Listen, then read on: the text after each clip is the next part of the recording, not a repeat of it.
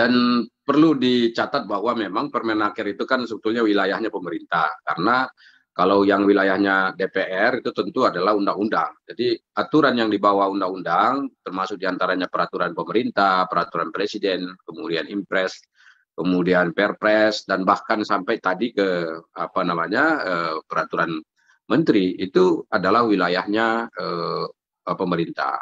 Jadi karena itu tentu kami di DPR merasa sedikit terkejut ya ketika ada aturan soal penarikan JHT hanya bisa diambil pada saat usia 56 tahun. Ini tentu sangat disayangkan mengingat situasi kita saat ini sedang berada pada situasi sulit ya. Di era pandemi seperti ini, tantangan kita sebagai bangsa ini kan bukan hanya persoalan penyakit saja, bukan hanya soal kesehatan, tetapi juga soal ekonomi. Dan kita tahu persis berapa banyak uang yang dikeluarkan oleh negara untuk mengurusi masalah kesehatan dan juga pemulihan ekonomi nasional. Dan karena itu tentu kita berharap bahwa setiap kebijakan yang dikeluarkan oleh pemerintah itu haruslah berorientasi bagi kesejahteraan para pekerja. Dan saya melihat dan juga bahkan teman-teman di Komisi 9 melihat bahwa aturan yang baru dikeluarkan oleh pemerintah ini sangat jauh dari aspirasi dan juga apa yang diinginkan oleh para pekerja kita.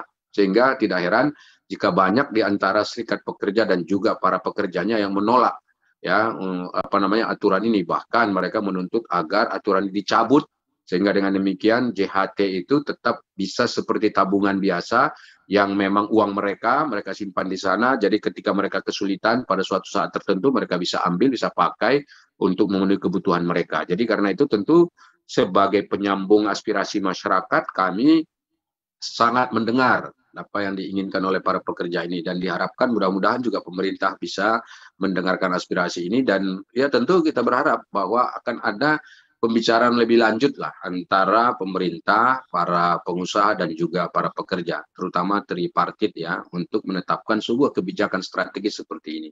Jangan sampai ada kesan bahwa para pekerja ini ditinggalkan.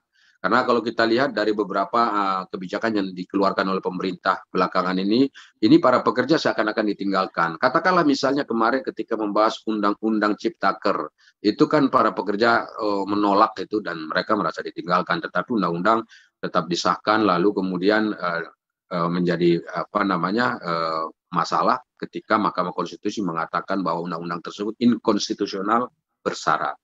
Lalu kemudian kemarin ada lagi yang saya kira masih hangat di telinga kita ya soal upah minimum, di mana para pekerja merasa juga ditinggalkan karena ya upah minimum yang ditetapkan oleh pemerintah sangat sedikit sekali. Lalu ditambah lagi dengan persoalan JHT ini. Lagi-lagi ini kan mengusik rasa ketidakadilan bagi apa namanya teman-teman kita para pekerja. Inilah saya kira satu kebijakan yang diambil tidak melihat landasan sosiologis yang tepat. Karena setiap aturan perundang-undangan yang mau ditetapkan itu mesti harus memandang tiga aspek ini ya, aspek filosofis, yuridis, dan sosiologis. Nah, saya kira aspek sosiologisnya ini untuk Permenaker 2 2022 ini kurang tepat. Oke, kita mau mendengar juga jawaban dari Pak Saleh begitu ya. Pak Saleh tadi juga disebutkan oleh Pak Said Iqbal terkait JKP. Nah, ini apakah memang kalau kita lihat kan di informasinya JKP ini nanti kick off tanggal 22 ini, apakah memang DPR juga sudah disosialisasikan begitu terkait hal ini, Pak Saleh? Jadi JKP ini sebetulnya kan adalah turunan daripada undang-undang apa namanya Cipta Kerja. Jadi kemarin kan di dalam undang-undang Cipta Kerja itu ada amanat untuk melahirkan apa yang disebut dengan JKP. Sebetulnya kalau kita lihat secara sepintas JKP ini kan sebetulnya penting ya. Penting kenapa? Karena memang ada ruang-ruang yang bisa diisi oleh JKP ini. Tetapi tadi yang dipersoalkan oleh Pak Iqbal itu adalah apakah anggaran untuk JKP ini sudah tersedia atau belum. Kalaupun ada, bagaimana simulasi untuk pembiayaan JKP itu.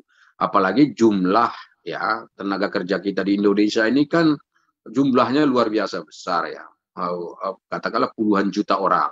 Nah, kalau misalnya suatu ketika ada PHK besar-besaran, kemudian yang menyebabkan mereka butuh dana, kan tentu ini agak repot kalau kita kali-kalikan nanti dengan adanya yang di JKP itu, apalagi JKP ini kan baru.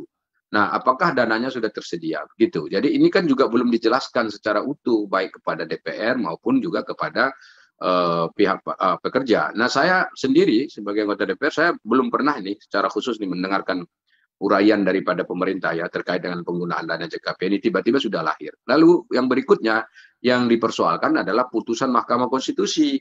Putusan Mahkamah Konstitusi itu kan jelas mengatakan bahwa ini kan inkonstitusional bersyarat. Nah, kalau inkonstitusional bersyarat itu belum bisa berlaku atau aturan turunan yang dilahirkan setelah putusan Mahkamah Konstitusi itu mestinya tidak mengikat. Kenapa? Karena ya tidak dibolehkan, apalagi putusan strategi seperti ini yang membebankan APBN. Katanya kan tadi ada APBN yang 6 triliun.